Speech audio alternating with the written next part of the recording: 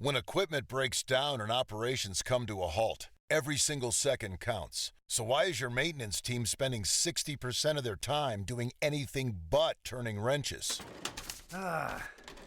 MaintainX is the AI-powered maintenance and asset management system that helps your team get back to actually fixing breakdowns. No more searching for manuals, no more hunting down parts, no more drowning in paperwork. With MaintainX, your team can access manuals from anywhere, create new procedures in minutes, and turn voice notes into clear and complete work order feedback. What used to take hours now only takes minutes. Keep your operations moving and your wrenches turning. Join over 13,000 maintenance teams that are already fixing more and filing less. Try MaintainX for free today. Go to maintainx.com/AI. That's maintain and the letter x.com/AI. September 1st, 2006, Newry, Maine. The Black Bear Bed and Breakfast is a small inn tucked into the New England woods. Inside the aging farmhouse is a 65-year-old innkeeper and her dogs trying to keep her dream alive during the off-season. A line cook who's renting a room while he works nearby, and a handyman from Arkansas just looking for a fresh start and a way to get back to his kids. By the time the long weekend is over, only one of them will be alive. The rest will have been executed one by one, including a visiting daughter, her best friend, and the family pets. When the killer is confronted and asked what happened, his answer was a simple, "I killed some people." This is the murder spree of Christian Nielsen, the quiet guest, and the violent weekend. Hey y'all, I'm Chris Calvert. And I'm her husband, Rob Podorf. Welcome to Hitched to Homicide. For better or worse. Till death do us part.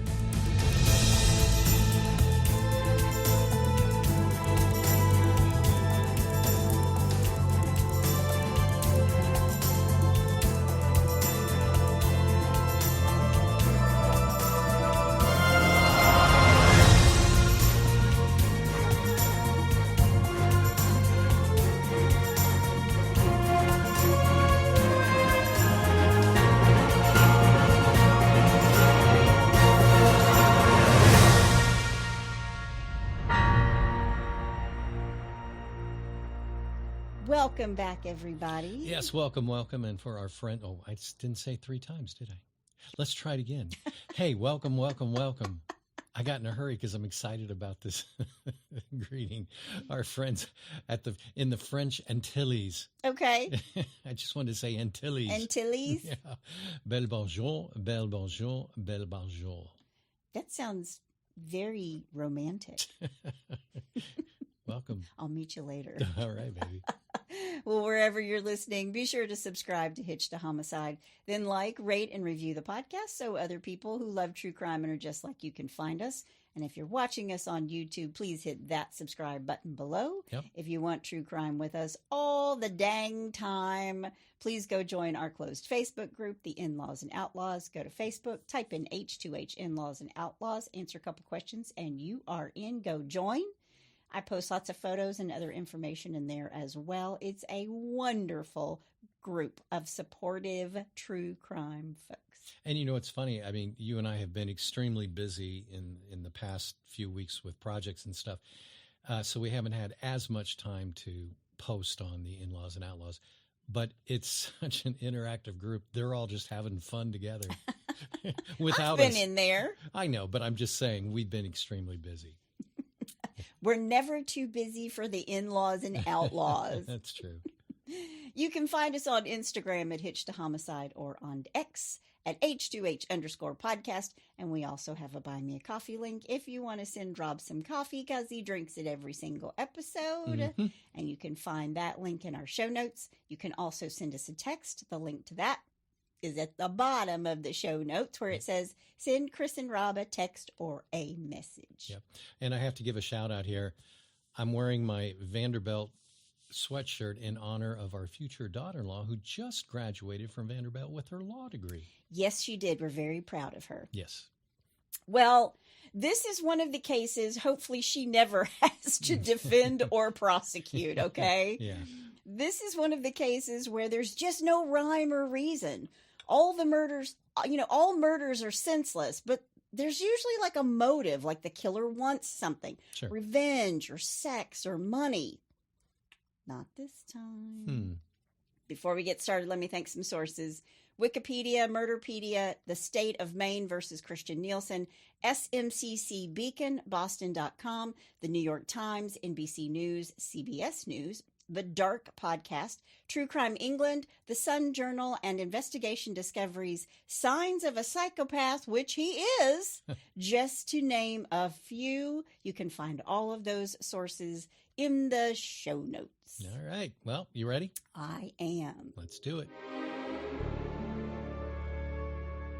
Christian Charles Nielsen was born on May 2nd, 1975 in Rumford, Maine, to parents Charles and Patricia Nielsen. He has a younger sister named Patrine. I thought that was an interesting name.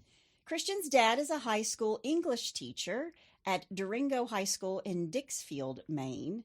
Love all those English teachers. By the way, just shout out to all teachers. You're not paid enough and you change kids' lives. Yep. I had an English teacher who told me I needed to stick with it and be a writer. So thanks for that, because here I am after all these years later. My teacher told me I should be a fire watcher. That is not true. Christian's parents are going to divorce when he's about 4, but by the time 1982 rolls around, his parents are embroiled in an ugly custody battle. And here's why. Patricia had a boyfriend named Michael Lewitt, and Michael was 25 years old and had a significant criminal history, which included burglary, theft, and receiving stolen property. That'll get you a rap sheet. He'd even done time at the Maine State Prison in Windham. Now, there's nothing documented that says that Michael abused Christian or Patrine mentally or physically, or that his mother, Patricia, did. But after their parents split and Michael coming into their lives, there were signs that something was amiss, because both kids had emotional and behavioral changes. Because at the very least, it's very unstable around their parents, around their mom especially, and Michael. Okay. And the court documented, quote, uncontrolled urinating, excessive belligerence, and unusual nervousness, end quote, in the children. That sounds like a problem. It sounds like a big problem. Yeah. So when Christian is 6, his mother loses custody of him and his little sister.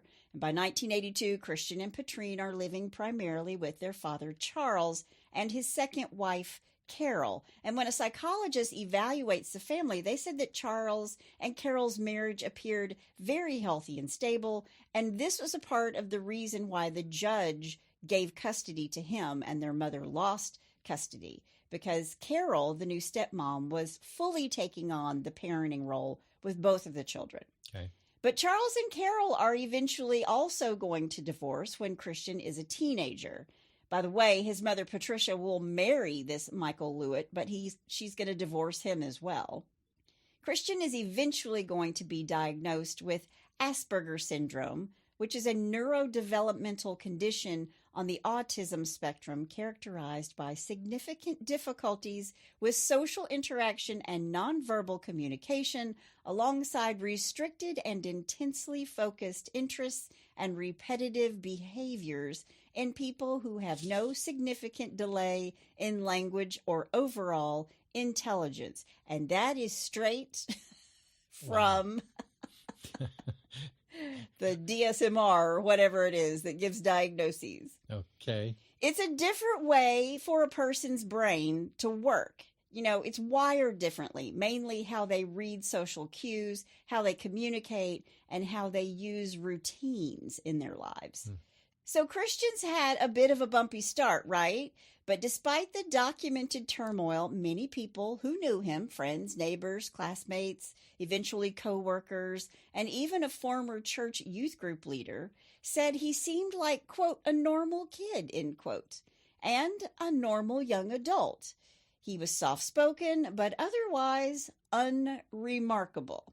Okay. After he graduated from Mount Blue High School in Farmington, Maine in 1995, it seems like he bounced around work-wise and school-wise. He does attend the University of Maine between 2001 and 2004, off and on, But he left without earning his degree in English, which is exactly what his dad got his degree in, and that's what he was studying. He's going to have some aimless years, and he's eventually going to return to various low-paying jobs in the food service industry. And it's during this time, when he's in his 20s, that Christian begins fantasizing a lot about killing, about being a serial killer. I guess everybody's got to have a hobby. Yeah, and this is not a hobby. Wow, that's scary. Christian was an avid reader and would frequent the Devaney, Doak, and Garrett booksellers in Farmington, Maine quite a lot. He would buy classical literature as well as comedy books. And although he acts strange from time to time, he would have big mood swings. And everybody he worked with or came in contact with, like the owner of the bookstore, they all believed, even though he was having these wild mood swings where at one point he would be happy and at another point he would be brooding or not even talking to anybody, they all thought it was just completely harmless. Was he ever diagnosed being bipolar or anything like that? No, just as a psychopath. Okay, all right. While Christian is working as a line cook, he's drinking a lot, maybe because he doesn't like his life. I don't know. Yeah. But in 2006, he gets an OUI in Maine, which is operating under the influence, like a DUI. And he loses his driver's license around July of 2006. Now, around this same time, Christian is dropping out of college in 2004. Julie and Selby Bullard, a mother and daughter, are moving to Maine from their native town of San Francisco. They're moving to this small town of Newry, Maine, which is near the Sunday River Ski Resort in western Maine. So basically a resort town. Okay. And when it's ski season, it's packed. And when it's not, it's a ghost town. And it just reminded me of, I was in Martha's Vineyard one year during the off season, and it was super quiet. And a lot of the restaurants had closed up shop even for the year. It was a little eerie. If you've ever been there when it's busy, and then you go when there's nobody there, it's kind of like a ghost town. I went to Ohio University down in Athens, Ohio, and, during the school year, the town was, obviously a lot of students. And the minute school was done for the year, there was like 4 people left in town. It was crazy. Yeah, kind of like that. Yeah. Julie Atterbury Newby Bullard was born on July 22nd, 1941 in Amarillo, Texas, to Luther and Meredith Bullard. Apparently, even though she lived most of her life in San Francisco, she had a Southern Texas accent. Where'd that come from? She was born in Amarillo, Texas. Okay. I missed that. Sorry. Julie, whose dad was a pilot for Pan Am, brought the whole family to Hong Kong, and they traveled the world with her parents and her 2 younger sisters, Sol and Laura. And as an adult, Julie settled in San Francisco, living there for 25 years. Can you imagine your dad's a pilot for Pan Am? So you just live in Hong Kong for a while. You live in California for a while. Then you live in Paris for a while. I wonder how that Texas Southern accent with her Texas accent. Well, it makes me think that probably her mother had an accent. And so when she's learning to speak and they're traveling and she's around her mom, sure, that's the American accent she had. Well, you pick up more of a Southern accent when you're around your relatives. The ones in North Carolina. Yeah. North Carolina. And then my daughter, who lives in New York City, all of her friends say, we can tell when you've been talking to your mother on the phone because you show up with while you're talking to her on the phone, you get more and more of a Southern accent. What can I say? Yep. But Julie had a passion for, and I loved this, teacups and a fine cake crumb. Me too, Julie. Okay. She loved antiquing and her many beloved pets.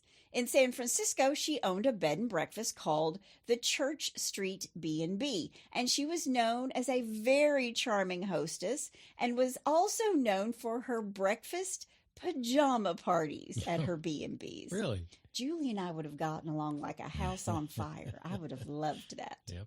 Julie had 4 daughters and 9 grandchildren who called her Dammy. Oh. I thought that was very sweet. Yeah. Among her 4 daughters was Selby. Selby Bullard was born on June 21st, 1976. Selby wouldn't like that if I gave her 10 more years. 76 in Lakeport, California, to Julie and Dennis Bullard. Julie has 2 children, Leela and Elliot. And sometime after Selby marries, and has children, her husband dies in a fiery car crash. Ooh. And by 2004, Selby, who sells fashionable eyewear to opticians, which I thought was an interesting career. Yeah. She decides she just wants to start over somewhere new, which you can fully understand. Sure. And when her mother decided that she did too, Julie, Selby, Leela, and Elliot leave California, and they buy the Black Bear B&B in Newry, Maine. All right. And the Black Bear, which dates back to the 1830s, this place is haunted for sure, was originally a New England farmhouse that had been converted into a small 6-room inn with classic old farmhouse charm. Nice. And when they all arrive in Maine, Selby begins selling real estate in 2006. And Selby was known as an adoring mother. She was someone who would always bring the fun and humor to every situation. She had a great love for life, which is something really extraordinary because she's been through a lot. Right. And still to be that person who brings the sunshine everywhere she goes is pretty extraordinary. So the 4 of them get to Maine, mother, daughter, 2 grandchildren. They get to Maine and they move into the Black Bear Bed and Breakfast. And Selby is selling real estate for Apple Tree Realty. Now, I need to say, Selby and her 2 children are not living at the B&B, just her mother. So they get their own house, okay? All right. But while Selby is selling real estate for Apple Tree Realty, she meets Cynthia Beatson, who was a broker right alongside Selby between 2004 and 2005 when they both joined.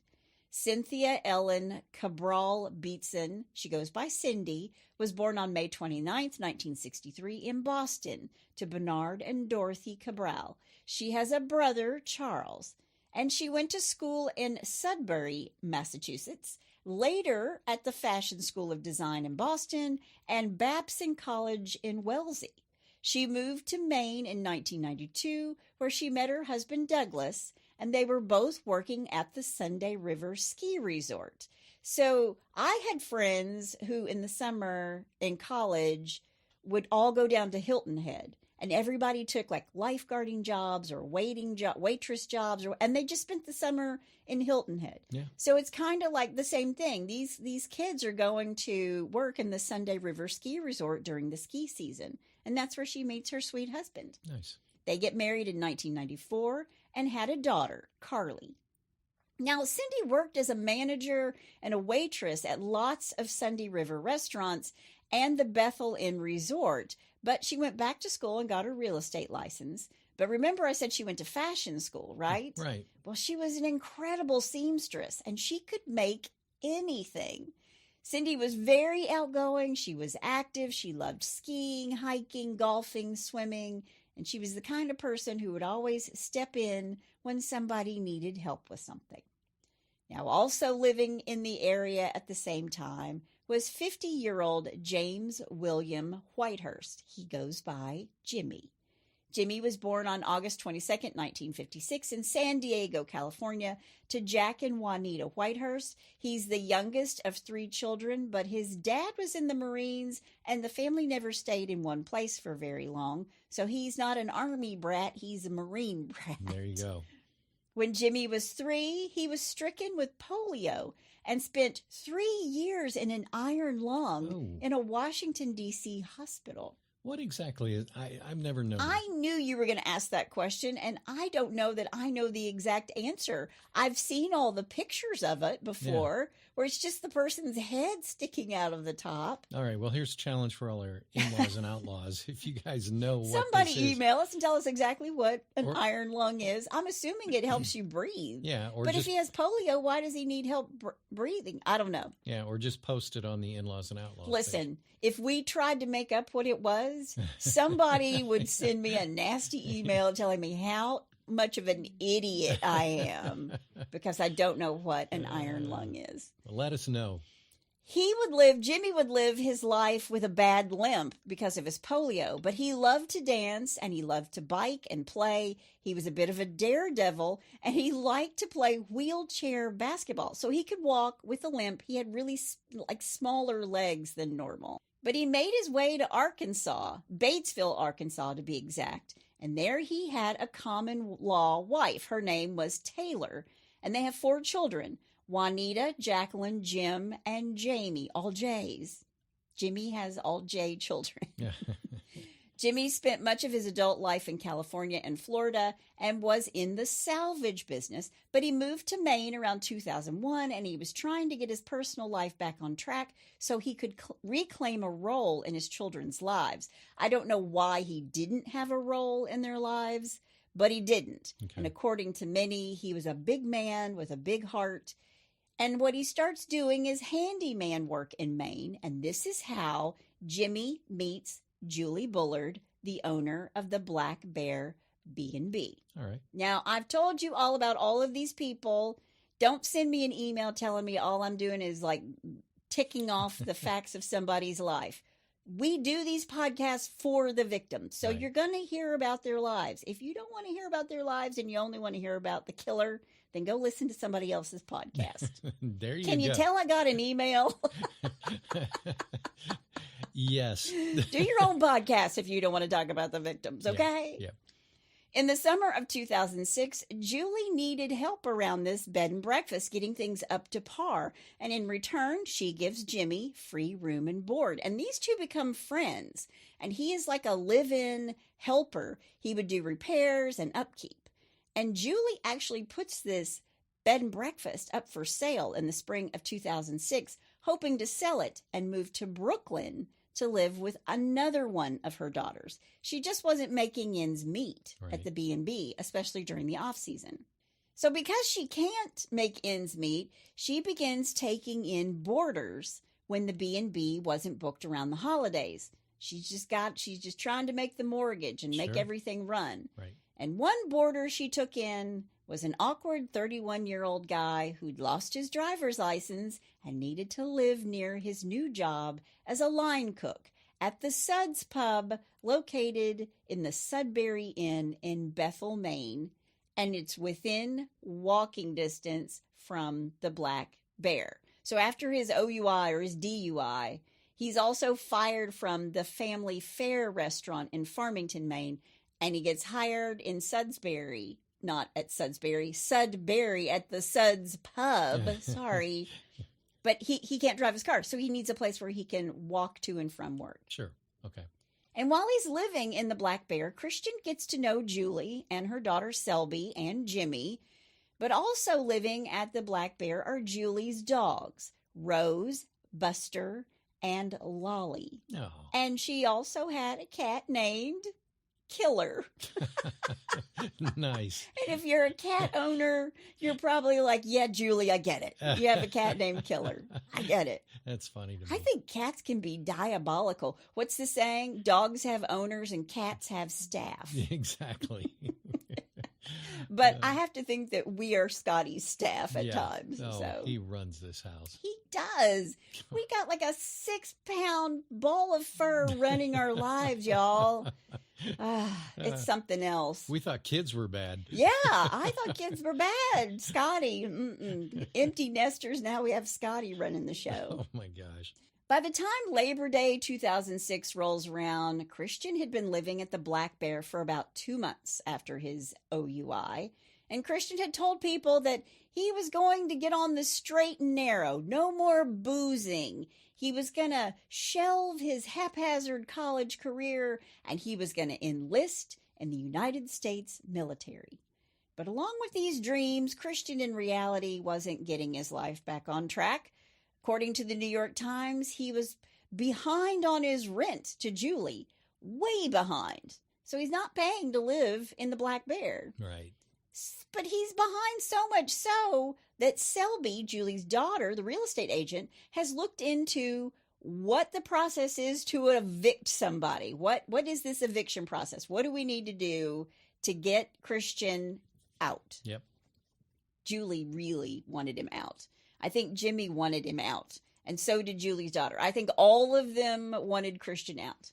And from what I understand, the eviction process is very difficult.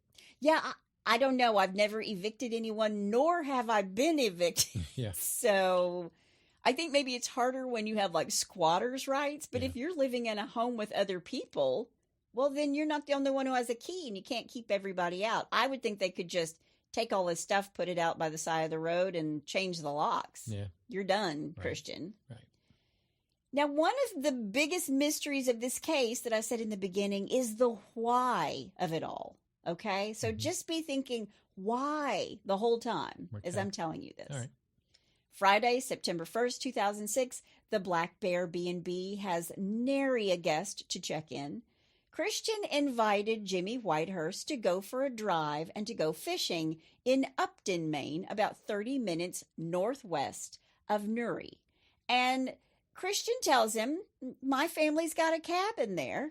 And Jimmy is an avid outdoorsman. So, of course, he says, well, heck yeah, let's go fishing. Yeah. They stopped at a Subway to pick up lunch. And then they headed up Brown Company Road, which was a long dirt road in McGalloway. And this dirt road leads to Pine Point, which looks out over Lake Unbagog. I think that's right. Okay. Unbagog. All right. Lake Unbagog. Somebody's going to email me about that too, which is indigenous Abnaki, which someone's going to email me about, for shallow water. It means shallow water. Okay. Now, the lake straddles the Maine and New Hampshire borders, and this is where they're going to go fish. And eventually, Christian, who is driving his car while he's got a suspended license, by the way, stopped in a clearing and tells Jimmy this is a good place to stop and have lunch, which is kind of odd because he told Jimmy they were going to his family's cabin, right? Right. So why wouldn't you wait to go to the cabin? Yeah. And do you have to eat lunch before you fish? I thought you could eat a sandwich and fish at the same time. Or just eat the fish that you caught. Very funny. Thank you. If you like sushi. There you go. These two ate their sandwiches, and then Christian bummed a cigarette from Jimmy. And when he was finished smoking, Christian tells Jimmy, I've got to go to the bathroom. I got to use the bathroom. And it's at this time, while he's off on his own for just a hot second, that Christian pulls out a .38 caliber handgun that he'd hidden in his waistband. He bought this gun some time ago. Now, mind you, Christian is not a bulky guy. He's thin, and how he hid this gun is beyond me. But he pulls it out of his waistband, and he shoots Jimmy once in the back of the head, and then twice in the body, killing him instantly.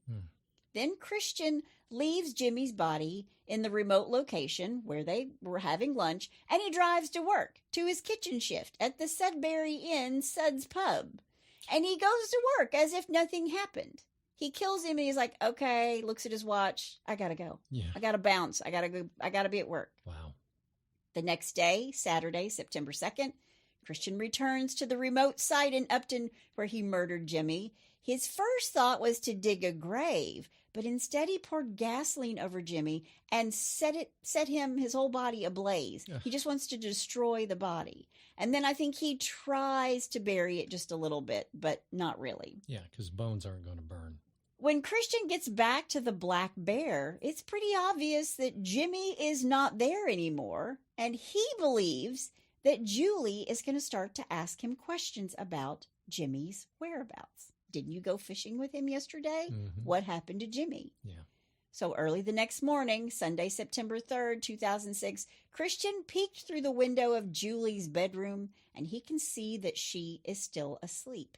He goes back inside the B&B, he busts down Julie's door, and immediately begins firing his .38. He shot her 3 times in the head, chest, and back. He will later claim that the gun blast knocked Julie back into the wall, which Christian claimed was, quote, awesome. Oh, end my quote. God. That's sick. He dragged Julie's body into the nearby woods directly behind the property. Then he used an axe and a hacksaw to cut her body in half. Now, there aren't sources that break down the precise anatomical cuts, but they all say she was literally cut in half.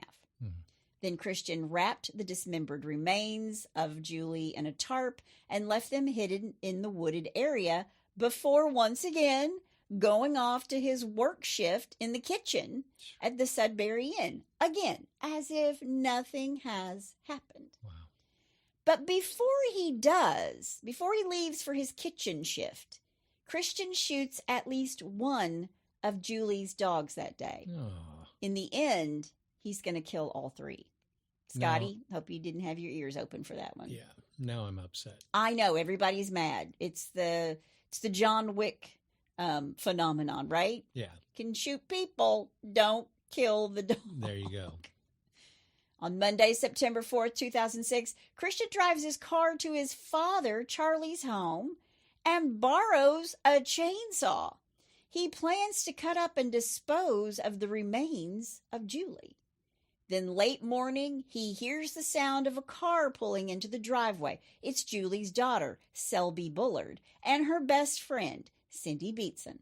Selby had recently broken her leg, and Cindy was nice enough to give her a ride when she needed it. And Selby was worried about her mother because she had tried to get in touch with her, and her mom wasn't answering the phone. And something I didn't tell you was that Julie had chronic asthma. So Selby was worried that her mom had had an asthma attack and hadn't been able to get to her inhaler. Right. Selby goes into the Black Bear, and she can see that the door to her mother's room has been broken down. And she turns to Christian and says, quote, "Christian, did you kill my mother?" End quote. And Christian doesn't know if Selby is joking or not. Selby's saying this from her mother's room, while Christian and Cindy are like outside the room in a different room. Right. So Christian looks at Cindy and said, quote, "Hey, let's go see her." Christian opened the door to Julie's room where Selby was and held the door for Cindy. And Cindy said to him, "After you." And Christian said, quote, "No, after you." And as soon as he does that, Selby's facing Cindy and Cindy's back is to Christian. Christian pulls out his gun and fires his .38 and shoots Cindy in the back of the head. Oh, and then he immediately shoots Selby also in the head. Then he drags their bodies outside and uses the chainsaw he borrowed from his dad and the hacksaw he already had to dismember both Selby and Cindy. Good Lord. Then he also removed their fingers post-mortem. He cuts off their fingers and he takes their rings, putting them in a duffel bag. Then he kills the remaining 2 dogs because he's afraid they're going to disturb his piles of body parts in the woods behind the Black Bear B&B. Then on Monday evening, September 4th, 2006, Christian calls his dad, Charles, and his stepmom, Lee Graham, to tell them that he is running the Black Bear B&B while Julie is away, and he invited them over for a Labor Day visit. But when Charles pulled onto the property, he can see that there is fresh blood in the grass, and he followed this trail of blood, and he finds body parts of both Selby and Cindy and 3 dogs. Wow. Then he confronts Christian, who calmly stated, quote, "I killed some people," end quote. Wow. Lee, Charles's wife, calls 911. Around 5:30 p.m., Maine State Trooper Dan Hansen receives the radio call from dispatch that there was a report of an unattended death at the Black Bear Bed and Breakfast. When Trooper Hansen arrives, Lee Graham, Christian's stepmom, tells him that her husband Charles had found bodies in the woods behind the inn and that her stepson Christian had told Charles that he had, quote, "killed some people." Lee points to Christian and Charles, who are sitting on a bench outside the house. So Trooper Hansen immediately calls for backup and walks over to Charles and Christian, and he asks Christian directly, "What is going on?" And Christian looked at Trooper Hansen's name tag that said Dan Hansen, and he says to him, quote, "Well, I killed some people, Dan," end quote. Jeez. Can you imagine being parents and you like pull up on this? Oh my gosh. And Christian, he's so calm. Yeah. He's very unaffected by all of it. Yeah. So Trooper Hansen asks him, when did this happen? And Christian answers that it had been, quote, a while, end quote. Christian says the word a while before State Trooper Hansen reads Christian Nielsen his Miranda rights. After he does read him his Miranda rights, Christian indicates that, yes, he understands these rights. And then Trooper Hansen asked Christian if he wanted to tell what had happened. And Christian said yes, but he, quote, only wanted to say it once, end quote. So Trooper Hansen tells him, look, the detectives are on their way, and you can explain everything to them. But at this point, the trooper isn't taking any chances. The guy's admitted to murdering some people. Yeah. So while they wait for the detectives to arrive or for backup to get there, he handcuffs Christian and he puts him in the back of his cruiser. And after he does this, Trooper Hansen turns on his in-car video recorder to record Christian in the back seat. Then Charles Nielsen walks over to the cruiser and says to his son, shouldn't you wait for counsel? You think maybe you should wait to speak, get an attorney first? Yeah. And Christian replies, quote, yeah, not a bad idea, end quote. Wow. To which Trooper Hansen says to him, that's up to him whether he spoke with the detectives or not. And Christian said that he would talk to the detectives. So he's telling his dad, yeah, it's probably a good idea. And Trooper Hansen is like, well, it's up to you when the detectives get here if you want to say anything or not. And he's like, yeah, I'll talk to the detectives. Okay. And this was after he read him his Miranda rights. Yes, okay. And put him in the back of the cruiser. All right. Now, with Christian secured in the back of the car, Hansen asks Charles to describe where he found the victims. And as Trooper Hansen began searching the property, he followed a blood trail and finds 2 dismembered bodies, that of Selby Bullard and Cindy Beatson, and 2 of the dogs. He went back to the cruiser and said something to Christian, indicating he didn't know how many victims he was dealing with.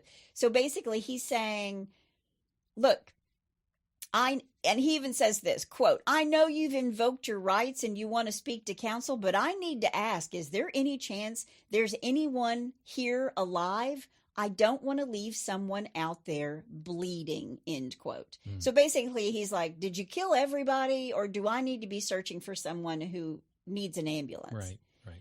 But Christian Nielsen responded that he was sure everybody's dead. And while they waited for detectives to arrive, Charles told Trooper Hansen that he'd learned from Christian that there were 4 victims in total. 3 there at the Black Bear and 1 in Upton. And Trooper Hansen did finally learn from Christian and Charles where the 3rd body was on the Black Bear property. Trooper Hansen followed the directions and found the 3rd body, Julie Bullard, under a tarp about 50 yards from the first 2 bodies. Wow. Now, backup arrives at the Black Bear, and along with the backup officers, Norm Lewis of the Maine Game Wardens Service arrives shortly after 6 p.m. And this is when Trooper Hansen asks Norm if he knows the Brown Company Road in Upton. Are you familiar with this place that he's talking about? Because there just might be another victim up there. And Charles suggested that they ask Christian for specific directions to the 4th victim. But Trooper Hansen stated that because Christian had expressed his desire to only tell his story once, there would be no more questioning of Christian until the detectives arrived. And it was at this time that Trooper Hansen went to look for the 3rd victim at the inn. So the other detectives arrive, and then he's like, watch him. Yeah. And he goes off to look for Julie. Okay. And while Trooper Hansen was gone, Charles approached Christian and initiated a conversation with him, indicating that the police would be going to Upton. Look, son, they're going to go look for your 4th body.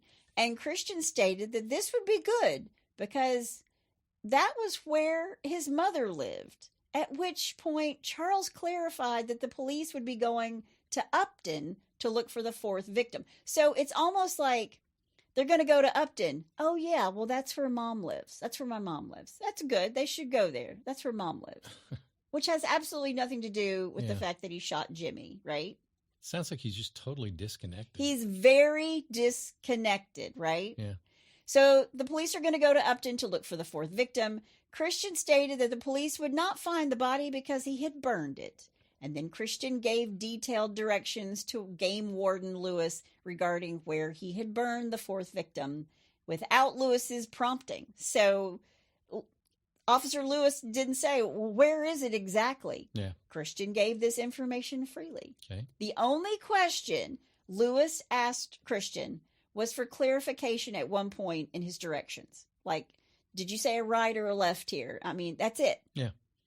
That night, Warden Lewis led other officers to the location where Christian told him he'd burned the fourth victim. And they found the fire pit Christian had described, and a forensic anthropologist will later confirm that the pit contained the remains of Jimmy.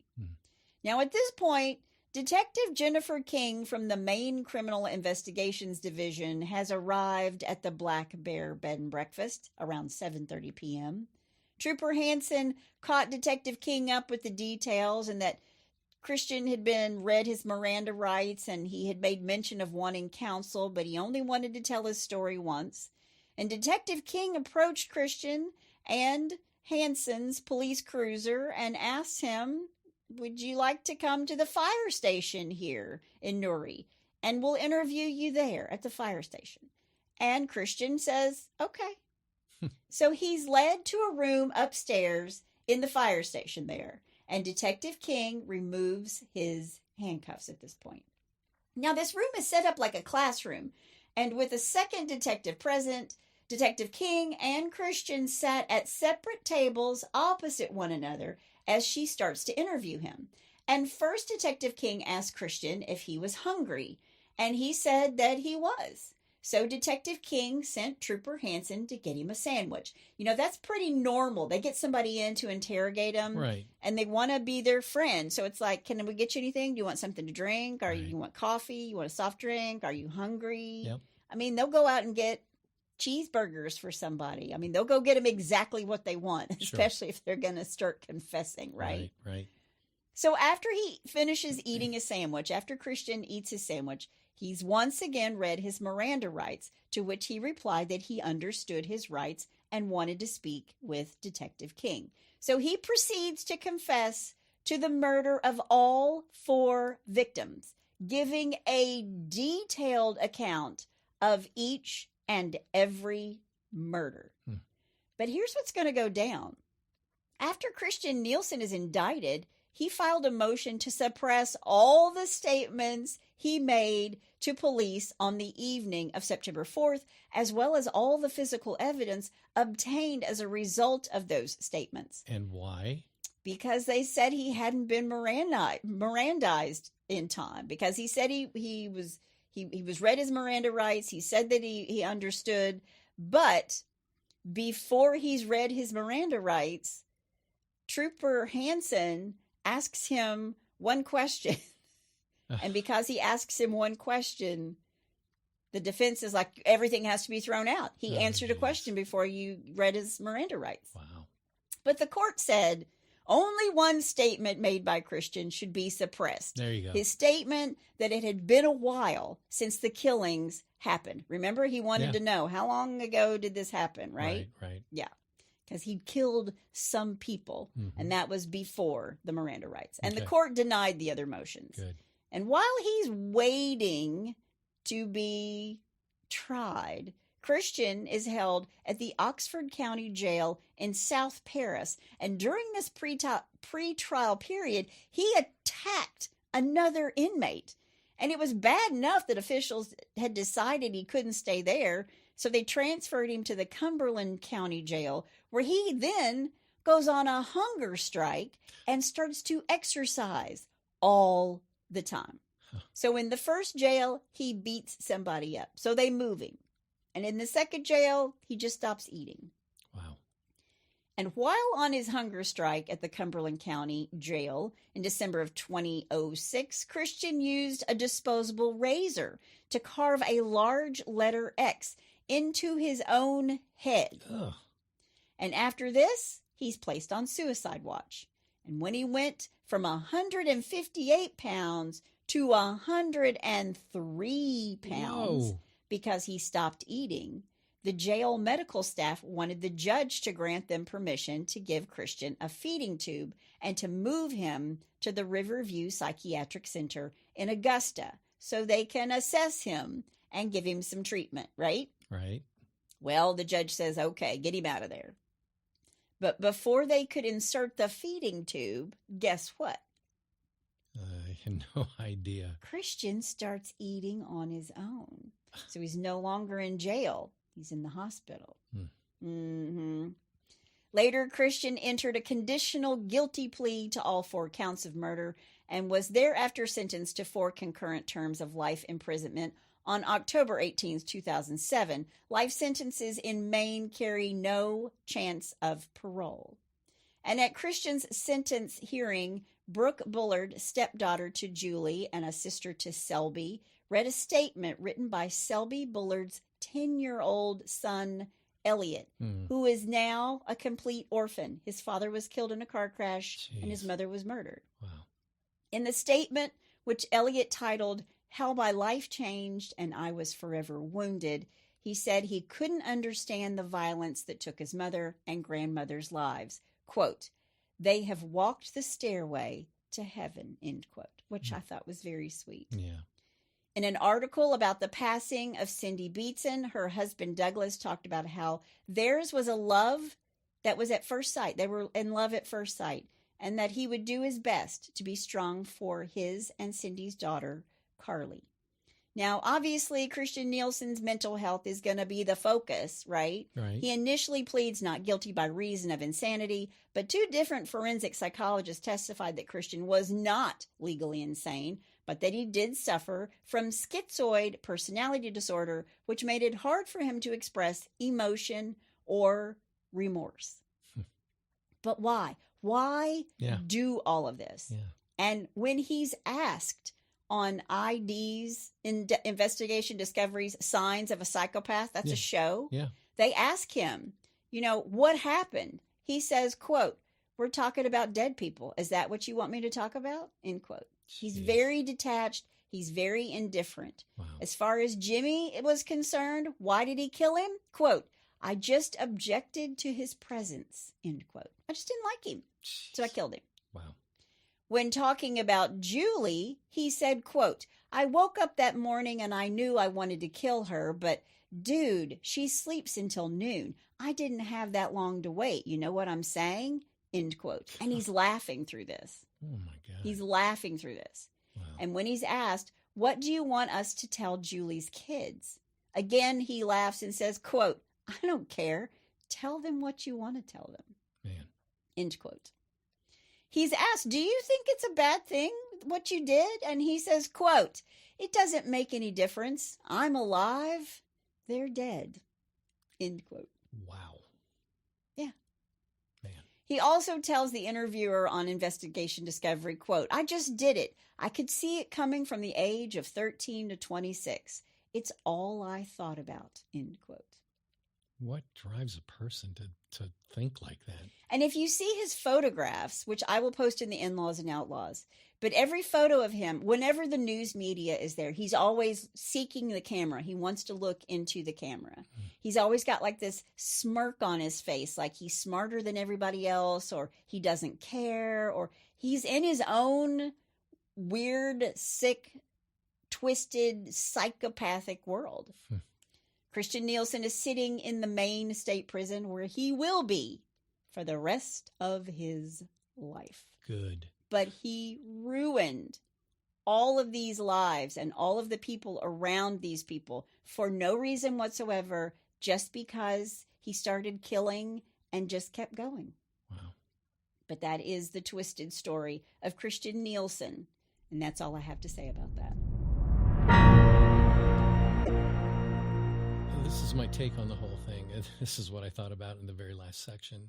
is what's scary is if you're out on the street or out in public or whatever, there are people like this running around. Yeah. And you have no idea who is who. It's true. It's why you should always very much be aware of your surroundings. I don't care if you're in a big city, a small town. It's important to be aware of your surroundings. Yep. And who you speak with or have to be around. I mean, if it feels, we say this all the time, if it feels like it's not right, that's your intuition. It's not right. If something feels hinky, it is. And Trust better your to gut. get out. Yeah, just trust your gut. Better to get out and be wrong than stay and not want to hurt anybody's feelings or make things awkward and be right. Yep. Be safe, people. Yes, please be safe. Well, I'm glad this guy's gone. Well, he's not gone. He's just sitting in jail. He's rotting in jail. He's gone. Mm-hmm. All right, well, let's move on with a little bless your heart. Well, bless your heart.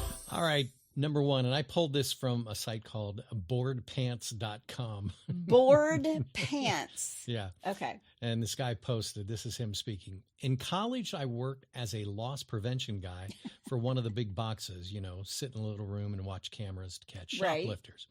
We were having a problem with customers' wallets being stolen out of men's fitting rooms. Oh, wow. Yeah, the victim would go in, try on a new pair of pants, come out and show his wife. And when he went back into the fitting room, his wallet was gone. Oh, wow. So one afternoon, I get a call from the sales staff about a fight in the men's fitting room. I run down there to find a 6'2" guy with a 5'2" guy in a headlock. The 6'2" guy caught the 5'2" guy coming out of the room with his wallet. Yeah. Turns out the 6'2" guy's wallet was his Secret Service badge and his credentials. Oops. That's exactly what he said. Oops. That's right. pretty good. Yeah. All right. Number two. Number two. What a deal. Oh, wait a second. Yeah. I was going to say, do you know what it's called? Loss prevention. You know what they call that when things go missing from the store? No. It's called shrinkage. A little Seinfeld episode. It's called shrinkage. I learned that a long time ago. And the first time I was in a boardroom and they were like, yeah, well, the shrinkage. I was like, wait, what? That's The fun. what? This is when I was in advertising and public relations and did some stuff for a convenience store, like a whole group of convenience stores. And they were like, well, the shrinkage report. I'm like, wow, okay. Oh, wow. Sorry. All right. Number two. What a deal. What did I love a deal. Oh, yeah. At a car audio store, a guy shows up wanting them to install an amplifier in his car right now. All the installers are busy and tell him he ain't going to get it to happen today. But tomorrow we can. He gets all upset and tells them his guy will install it himself. And all he needs is the wires. They show him the amp kits and he picks one out and pays with a credit card and shows his ID, which is good. So the next thing is this fool grabbing a box with some entry-level 12-inch woofers and running out the door and throwing the box into his ride and peeling out of the parking lot. The store was pretty crowded and more than a few customers saw what They witness it. Yeah, what just went down and asked should they chase the guy down. Well, this idiot just paid with a credit card, and after checking that his name and ID match what they had and all the information they needed to have him arrested, but instead they just wrote up a ticket and manually punched in the credit card for they 3 just times. charged him for it. No, they charged 3 times the amount, something like $585.99 instead of this $169.96. The charge got approved and was never contested either. Oh, wow. So he didn't call Visa and say, this is not mine. I didn't Yeah. do that. I Well, hope he he probably knew better. I hope he enjoys his inexpensive entry-level speaker. Well, that's probably better than sitting in jail. Yeah. All right, number 3, and finally. And finally, You're busted, but at least you smell terrific. A clever plan by an elderly man was foiled at a department store. He had a blazer with countless hidden pockets, oh, and he was filling them with bottles of oil of Olay moisturizer. What? One of the store clerks and the loss prevention guy was called to help corner him. As he was leaving the door, he saw that he was being observed and followed, and he started to run. They ran after him, and he looked back at them. That's when he messed up. He tripped over his own feet and fell like a sack of potatoes. Uh-oh. Most of the moisturizer's bottles exploded, and he was all lubed up neck to knee. The upside to all of this, he smelled fantastic. Well, oil of Olay is to keep you looking young. There you go. He'll look young in prison. He's going to look really young in prison. He probably, if he's elderly, probably broke a hip on his way down, too. God. So just buy your own oil of Olay. Yeah, well, that should bless your hearts. Well, if you have a bless your heart or you know somebody's heart who needs blessing, all you got to do is go to hitchedhomicide.com. When you get there, there's a pull-down menu, and while you're there, you can suggest a case or tell us about your brush with true crime. We're going to do some of those suggested cases starting next week again. We've been doing some of them. Good. That's my amazing husband out there. That's my beautiful bride in the booth. Join us next time on Hitched to Homicide. Bye, y'all.